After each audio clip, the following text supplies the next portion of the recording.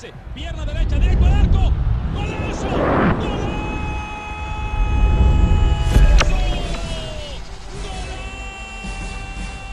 The world of football with a soccer perspective. This is Soccer Today with Duane Rollins and Kevin Laramie, live on the Sports Podcasting Network. Good day, good night. Welcome to Soccer Today for Friday, May 6th, 2022. I'm Kevin Laramie and I'll be joined by Duane Rollins in a second. Before, please take a second and subscribe to our YouTube page at youtube.com/sportspodcast or click that notification bell and you'll be notified whenever we have a brand new video uploaded to our channel. It's good to be with you on a Friday. Of course, Duane is here with me. Duane, how are you doing today? Pretty well. It's starting to feel like spring, about a third of the way through the MLS season. Got a lot of games this weekend. Got to get back on the horse of my European team because, you put one thing aside, you got more to play for. Still going to be a good weekend. It's going to be a good weekend. And you mentioned Major League Soccer, almost a third of the season already. That's what happens when the season starts in February. It kind of goes by quickly. And we'll have a look at the standings in a minute. And third of the season through, what's weird is Montreal hasn't played Toronto yet. What's weird is Toronto hasn't played Vancouver yet, but that's about to change. Sunday, a Canadian derby will take place in Vancouver. And Duane, if you are living in the Vancouver area and you have TFC merchandise, well, you can get your hands on what I would say maybe free Whitecaps merchandise if you want to do the swap. Explain to us what this marketing idea is, because quite frankly, I'm a bit lost because geographically speaking, they're not close rivals. I think what's happening here, first off, let's just couch this with this. It is, in fact, harmless. It's just a marketing initiative. However, if you want to get into it, because we're on Soccer Today here, and why not? It is, I think, stolen is a hard way to put it, inspired by a similar giveaway that Pacific FC did last year, where they could exchange Whitecaps gear for Pacific gear. Now, in that case, however, it made a tad bit more sense because what Pacific was doing was trying to target people in the Victoria area that maybe had gone to a few Whitecaps games in the past, but now they had a local team to support to convince them to come support the local team. I'm not sure who exactly this is targeting, but, to each their own. There are a lot of expats, Torontonians, that moved to Vancouver. Maybe some of them out there have some TFC gear and they went to one or two games and now maybe they'll go. So maybe they're after those folks. I would suggest to the Whitecaps that, although again, harmless, it's just a marketing initiative and don't worry about it too much, but I would suggest fixing your own house, like winning more games and dealing with some of the more serious allegations that are out there might be the better way to gain more fans, but every little bit counts.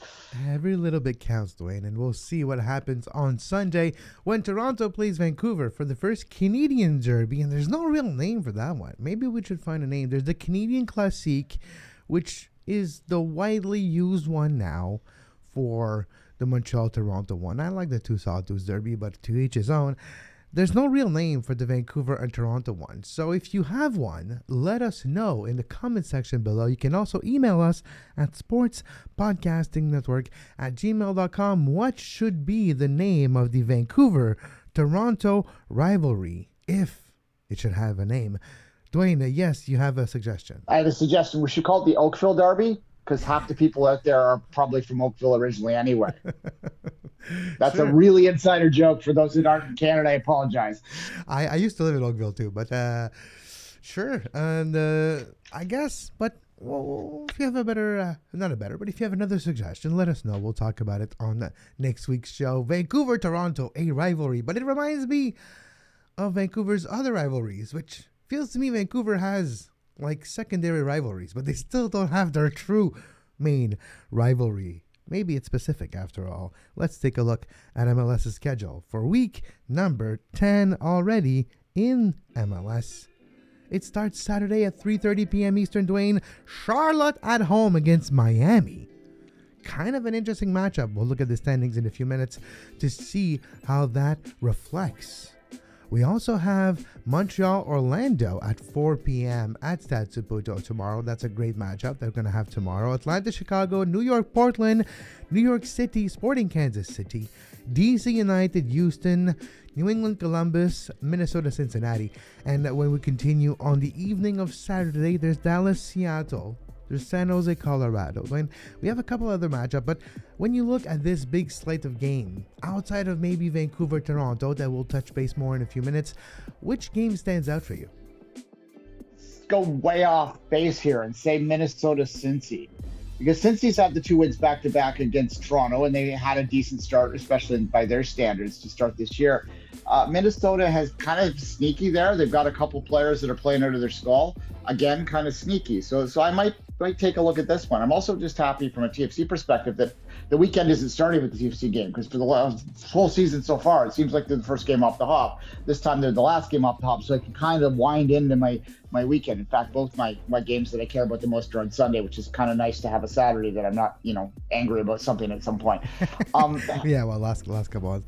But, well, it's going to be an interesting Premier League end of the season, and we'll break that down on maybe next Tuesday. Of course, Duane is referring to Manchester City and Toronto FC, if you don't know, which he's touching the scarf also at this moment. It's funny you mention Minnesota-Cincinnati, because Cincinnati has 2 games in a row of a win against Toronto, which is 3 points. It counts. And when we look at the standings, they actually have had a resurgence, are now in a playoff position, having played 1 more game, but being a playoff position nonetheless. Cincinnati will take it. Barring a mistake in my calculation, which sometimes happens, I'll be fully honest. It doesn't. I checked 3 times, but sometimes even what they say, a blind squirrel and all. But Cincinnati is in a playoff position, Duane. For the first time in their MLS history, Cincinnati would make the playoff if the playoff would start right now. Yeah, absolutely. And look, I mean, baby steps, right? With Cincinnati, the difference is that they went through so much instability for so long, and they're still unstable in the sense that it's still a relatively new leadership team there, but they've seemed to put 2 people together that are working on the same page, as opposed to having a guy up here that's doing one thing and throwing players at a player and at a manager who then has to work them into a system. They seem to have a manager, a GM, and a manager working together now, and that's like key one, right? So you know what they would call in business lingo, Duane? You know exactly.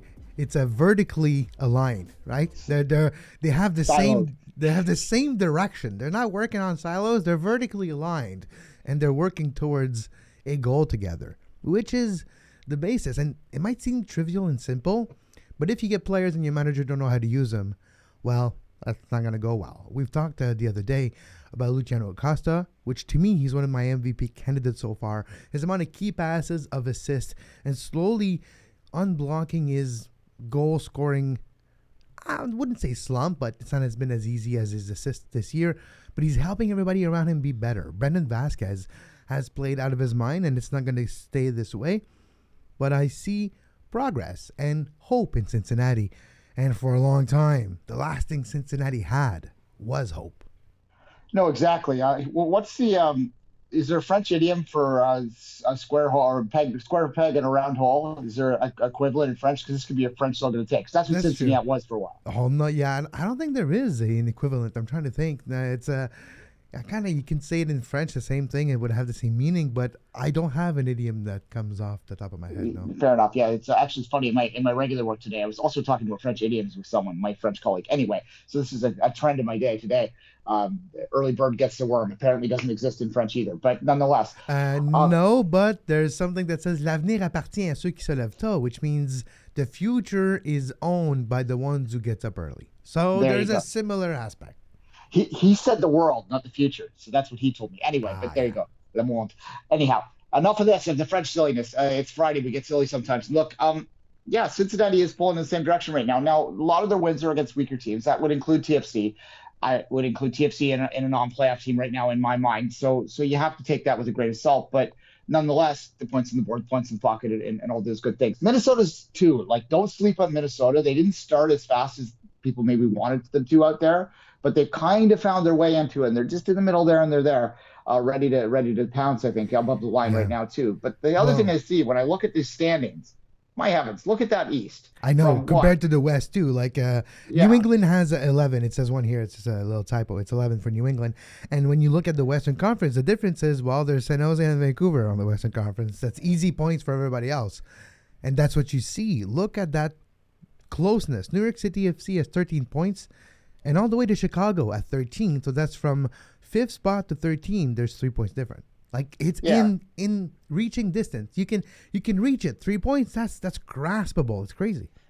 Yeah, which is interesting today. You saw Atlanta with making some moves that kind of look like they're dumping and looking to rebuild, which is getting their fan base upset down there. But they're just a point off there. So like anything's good. Well, and this, let's be TFC for a second, because I am always really and partly at 11 points. It's not been great. The 2 losses in Cincinnati are frustrating, but they're right there. And when Insigne comes in, if he comes in flying, then they're still in that picture. And that's what every team in the East is thinking right now. Even DC at 9 points, they're not that far adrift. If they get a couple wins, they're back in it. Yeah. And here we are. Like, look, this is, and I still don't know about Philly. Like, Philly to me is, it's true. It's right. It's like I'm trying to think of there's a couple idioms in my head that aren't appropriate for air, so I'm not going to say them. But it's like having, never mind. I don't know what I'm trying to say. It's like something not being the best of not very good, like a big fish in a small pond, I suppose. Well, to me it's the exact description of, you don't need to be an all-time team to be a champion. You just need to be better than the team in front of you every single time you step on the pitch. It doesn't need to be like, you don't need to go out there and literally have 95% possession and have like 2,000 shots on target and your striker scores 10 goals every game to be good. And to me, that's the ideology, is maintain, keep the pace and stay there without exerting yourself too much, without having too many injuries, and without controversy. Like, slowly build that momentum so that when push comes to shove in October this year in the playoff time and then November MLS Cup, you're there. And Philadelphia is doing that without big names. If I ask you off the top of your head, Duane, name me 3 big players of Philadelphia, you'd be like a Gazdag, Ua, it's pronounced. And then you're like, well, even then, like Corey Burke, Sergio Santos, but like they're not world beaters. But together, their system, I guess, is the sum of their system is greater than the equal parts by themselves.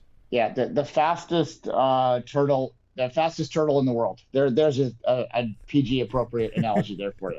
Exactly. And the turtle doesn't need to be the fastest ever to win the race. You just need to be faster than the one that is racing against you. And to me, that is Philadelphia. Let's continue our schedule browsing for this Friday Week 10 preview show. You mentioned Atlanta and their injuries. You mentioned moves too. Because of the injuries and the severity of a couple of those injuries, they're not necessarily going to spend to make it more afloat, but they've also were able to get good results, and they have some good, young, talented players, and I think they'll be good when those players come back. I'm really high on Moreno and a couple of other players from Atlanta. Chicago's going to have their hands full on Saturday. To me, that's a game that I am looking forward to. And we will talk about Montreal-Orlando because it's a rematch already this season. Montreal will face Orlando for the second time this season. When Montreal faced Orlando in the opening game of the regular season, they were playing in CONCACAF.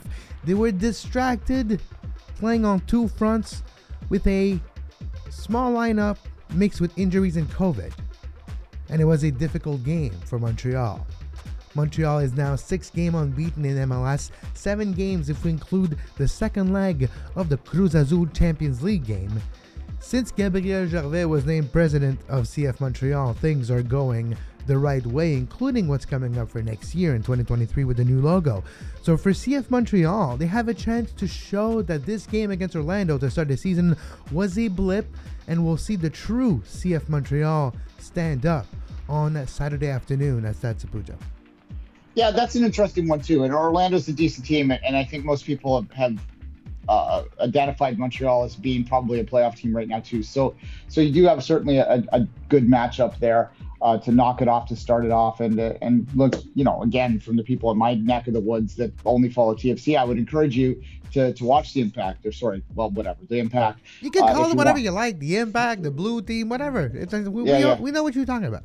Yeah, exactly. You should give them a watch. They are a fun team to watch. And even if if you're in Toronto or Vancouver and you want to cheer against them, that's fine too. They're still going to be fun to watch. They're a decent side, and there's a lot of Canadian internationals on there, obviously, that you want to cheer on. So you can have an ambivalent day if you do that. But nonetheless, we didn't talk about this a lot, but this week the player of the week in MLS is Kamal Miller.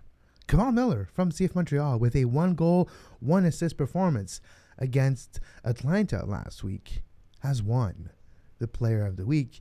And I'd also actually invite you to look at his heat map and his pass distribution. On the right side, Kamal Miller is a top 10 player in MLS. He was 8th over the beginning of the first 8 weeks of the season for the amounts of passes into the final third. This breakthrough from Kamal Miller last game was not a fluke. He has been close to getting those assists and the crosses, and he got all those passes and the assist and the goal on the same day, but this is not a fluke. Kamal Miller, statistically speaking, with his passes into the final third, has been present the entire season.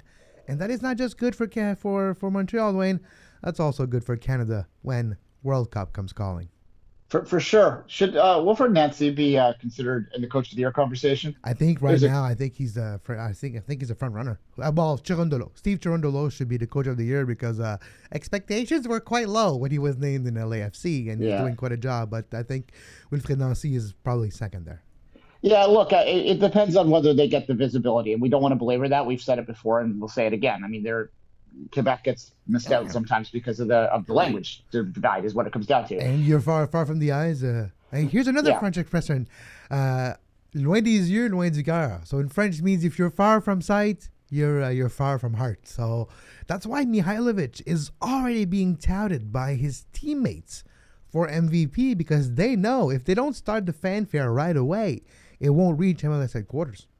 Yeah, that's a much prettier way to say it. We say understand out of mind, which is more kind of by the book. Anyway, look, Wilfred Nancy, I think if you were to name a Coach of the Year, the Coach of the Year and a half, I would be inclined to say it might be him because when he came in, the way he came in, Henry being there, well, you could maybe argue that maybe Nancy was the coach before too, but nonetheless. We're going to respect Henry and not say that because it's Thierry Henry, right? But, when we dissect things in the future, we might be like, it kind of made sense. Yeah, so he kind of moved sideways into that role. Well, which is Brian Schmetzer, same thing, right? Like sometimes the best coaches are not the ones you were looking for, the ones that were under your nose all the time. Robin Fraser is a guy as well, was under Greg Vanney forever. And as much as Bob Bradley might work out in the end, there was that little bit of in between time. Maybe they should have just given the job to Robin Fraser. Well, anyway, he'd move on by then. But Colorado decided to do so, and they're paying the dividends. We'll see if they can continue and turn things around. But you're right. But that brings it back to Wilfred Nancy showing a lot of progress from Montreal so far this season. And you're right, too. Started not thin, but it was a roster that needed a lot of overhaul. And we've seen that. And youngsters, and he's making his team better. So maybe that is a good time to look at, should Wilfred Nancy be considered MLS Coach of the Year, at least for the first start. Very, very good thought experiment. We'll continue to look at MLS schedule after this short break, and also the Canadian Premier League in its 5th week of activity in the 2022 season. 2 games tonight on Friday, 2 games on Saturday. We'll break them down and look at the standings after this short break. You are listening to Soccer Today. Follow us on Twitter at SoccerTodaySPN and like our Facebook page, facebook.com/Sports Podcasting Network. You can find the podcast version of all the shows we do on iTunes, Apple Podcast, Google Play Store, TuneIn Radio, iHeartRadio, and anywhere you get your podcast. And we're back on Soccer Today. Kev Larman with Duane Rollins. Please, we'll invite you to take a second and subscribe to our YouTube page. Click that subscribe button and hit that notification bell. You'll be made aware whenever we have a brand new show available on our YouTube page. The Canadian Premier League will have its 5th week of activity later, and we'll have all of the games and the standings in a second. But I want to close our MLS segment by looking at Sunday. A busy Sunday in MLS, Vancouver, Toronto, to start your Sunday afternoon or early evening activities.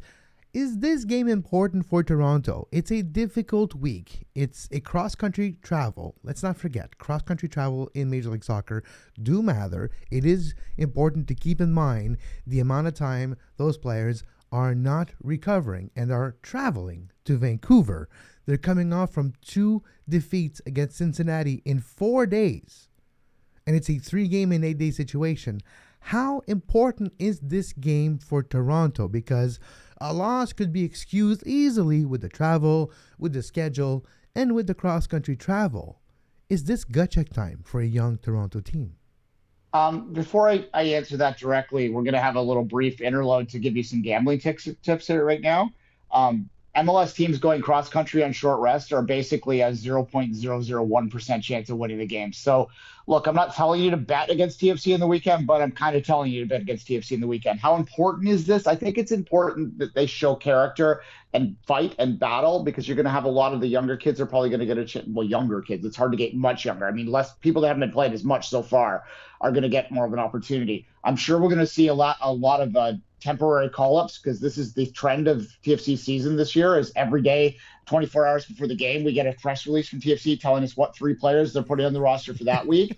Because there's only 20 players on the contract, 21 players on the contract, and they have to keep bringing guys up and down. Like, they're acting like an NHL team with an AHL team right now, the way that they're interacting. It's not ideal. And the summer, there's going to obviously be some players coming in to stop this. But look, some of those guys that are getting that temporary contract are going to get an opportunity to play.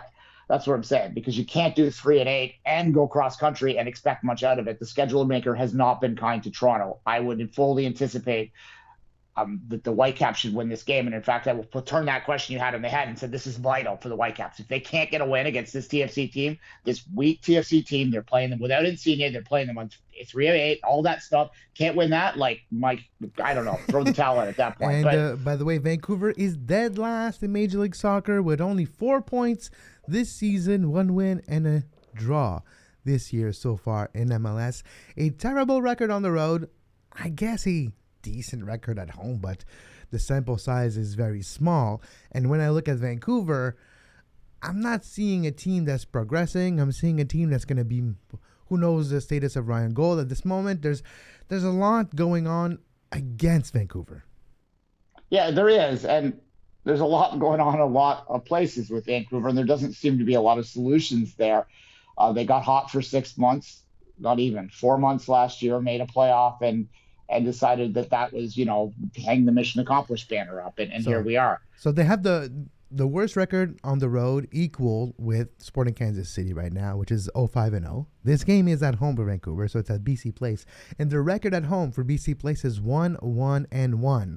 The literal 500 in MLS context here for Vancouver.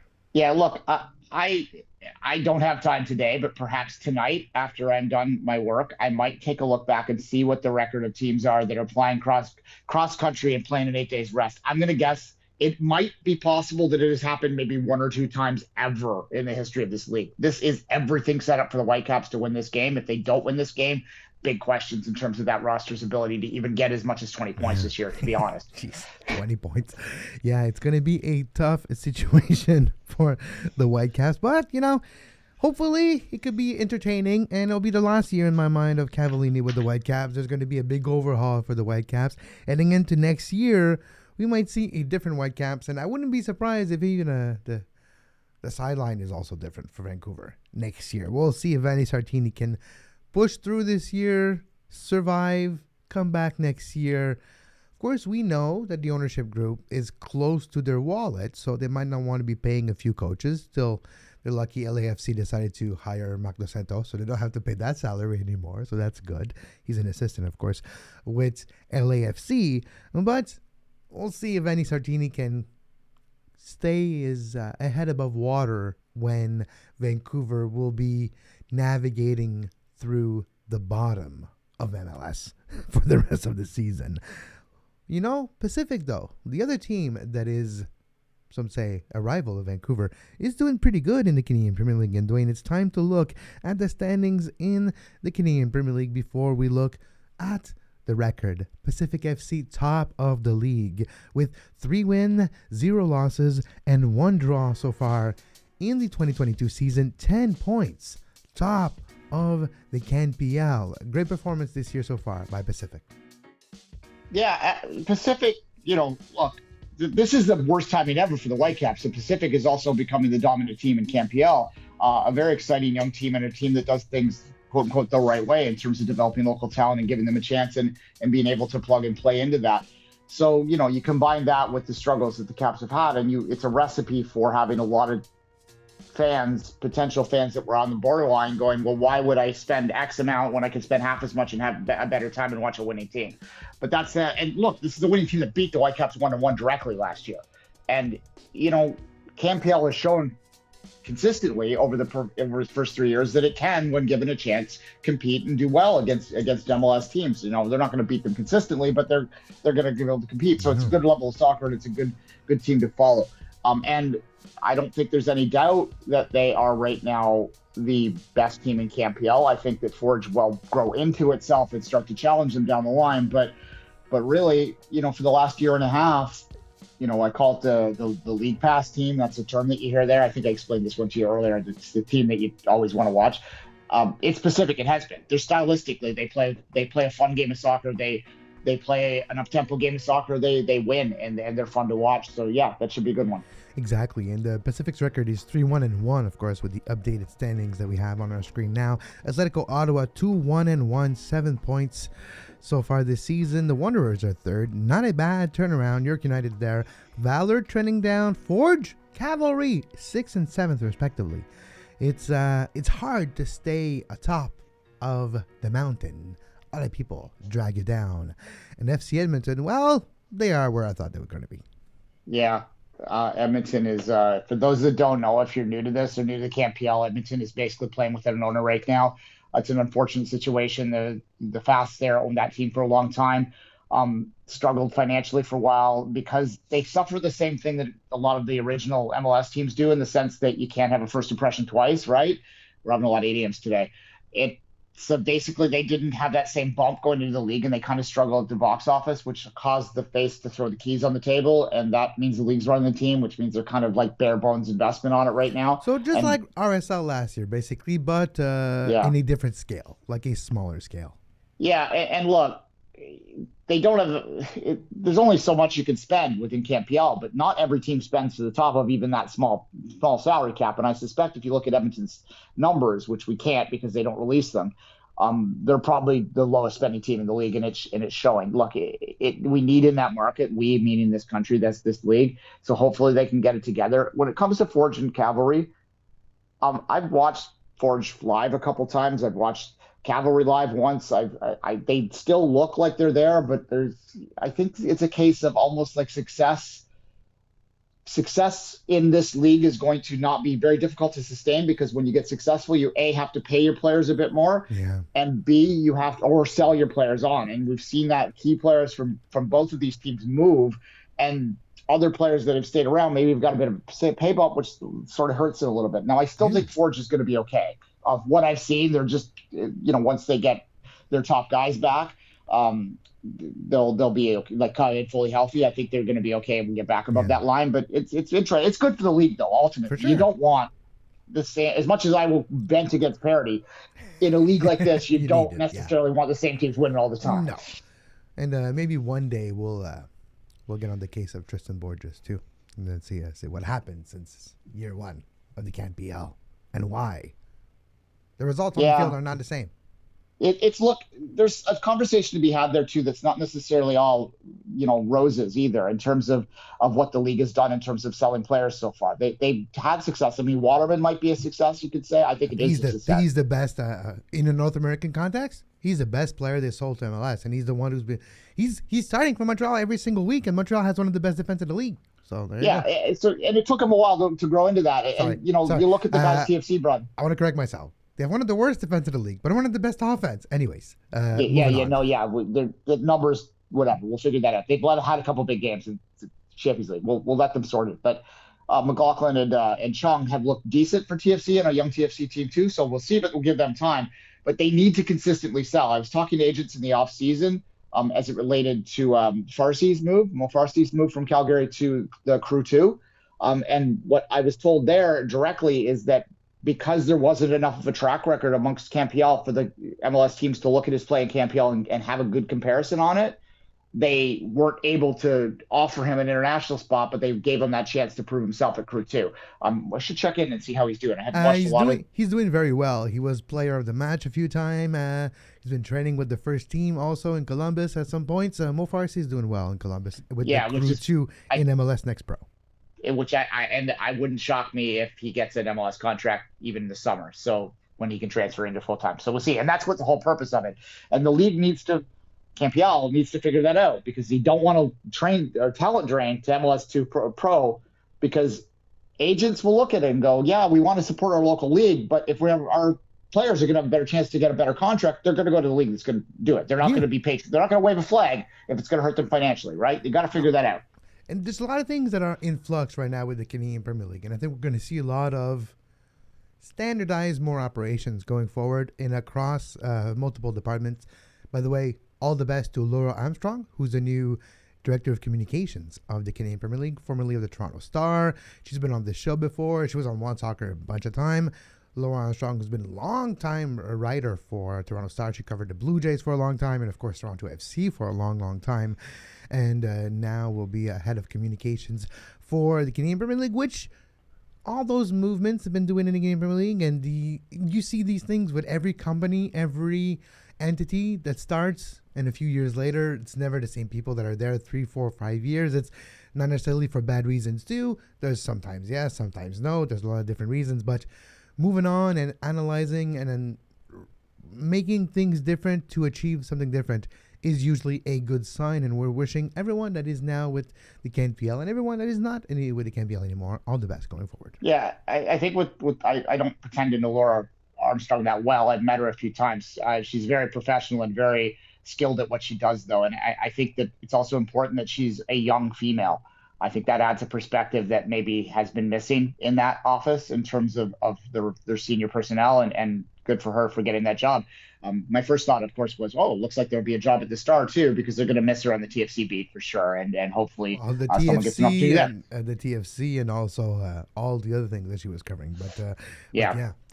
But it's true.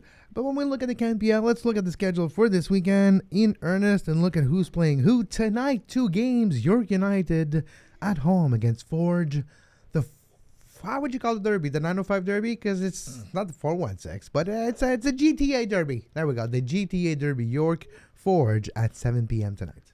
Yeah, they call it the 905 derby because they're trying to make fetch happen. But exactly. Well, you know what? You and your mean girls. Well, she did make fetch happen. Yeah, there you go. Yeah, make a lot of references today. Look, that's an important one for Forge. And I think this is the first time that in this matchup's history that I think York would be the slight betting favorite heading into that game. Big night too. I mean, look, if you're in the GTA, it's pretty nice out today too. Here, it's going to be about 13, 14 degrees Celsius. It's been a long winter. It's not a bad little trip up that subway system. I'd be there if I didn't have plans that I had made weeks ago tonight, so I won't see you there, but I will be watching it on TV, and it should be a good one, and it'll tell us a lot about where these teams are. I like what York's doing on the pitch. Yeah. There's a lot of questions they have off this stuff, and we focus on that a lot, but I like how they built that roster, and I think that's a really good team. And also on the pitch, they're doing a lot more on the sideline. Also interested to see how Martin Nash makes those players better. It will be a big difference. But York United at Forge. FC Edmonton tonight against Cavalry, the late evening game on the Eastern Conference, 10 p.m. Eastern. Edmonton versus Cavalry tomorrow. Valor at home against HFX. Valor, who is coming off a COVID forced pause last weekend with a postponed game, will now play at home against HFX. We'll see if the delay in the amount of non-playing last weekend will have hurt their chances against the Wanderers, who are sneaky good. And by the way, the best crowd of the entire league with a 6,000 fan average in Halifax. So the Wanderers making a lot of things right on, but especially off the pitch. Also, Atletico Ottawa at home against Pacific FC. That's a very tough trip for Pacific FC, but with their league position, they probably want to go all out because with a win and depending on the score, Atletico could take the top of the table. Yeah, and look, that'd be good for them if they could do that. So a lot of people pointed to maybe there being a bit of a disconnect on the coaching front with Mista the last couple of years, and now they have a change there, and they seem to be doing better with some changes in personnel too. Just quickly, I want to go back to Halifax for a second. The league has, I think, officially made it to a certain threshold because yesterday someone on Twitter followed me who had the account star starts with an F. Stephen Hart hashtag Hart out. So they've officially hit the point where people are creating accounts to try and get people fired. So I think as much as we don't advocate for that, that certainly means that the league has hit a certain point. And why? They're third. They got 6 points. They got 2 wins. I would call some. I know he's new to the job, but there's other coaches that I would get rid of before Stephen Hart. No offense, because I know sometimes you listen to this show. So, Alan, I'm not saying that at all. I've loved what you're doing. It's early on still, but you can't be. People can't be calling Stephen Hart's head. It's week number 5 for freak's sakes. Yeah, and look, he had some health issues last year, and I saw him live in York on the sidelines. He looked quite slim. He looked like he'd lost some weight. He looked great. So hopefully Stephen Hart has a long and healthy career left in him still too, because he's a gentleman of the game, we'll call him. And but I did have a chuckle when I saw that account follow me the other day because, well, you made it when. It's true. Stephen Hart, who was able to bring the Trinidad and Tobago Soccer Federation to their knees and tell them to pay up. For the money. Come on, give it over. And that was great because it needed a lawsuit, but Stephen Hart got his due. Yes, he did. He also deserves credit for the noble and humble way that he dealt with the terrible loss in Honduras. He fell on his sword. He did so without trying to cast blame to anyone else. He didn't cast blame to the players. He walked away. And I think as much as that day stung, you got to give him credit for the way he handled it because it couldn't have been a very easy time in anyone's professional life. No. Oh, no. The number 8 must not be fun at all in his life. It's true. But that is your weekend in the Canadian Premier League and MLS. And we'll be back on Monday, Duane and I, to review all these beautiful games. Of course, I'm working on the game tomorrow, Montreal versus Orlando at Saputo Stadium. It will be a great game. I have high hopes for Montreal this year. Yes, something's got to give, and when you're getting close to breaking records and 6 and 7 games unbeaten, probability of losing is still there. But we'll see what happens. On that note, you can follow Duane on social media at 24th Minute, myself at Kev Larme. You can follow to our show at Soccer Today SPN.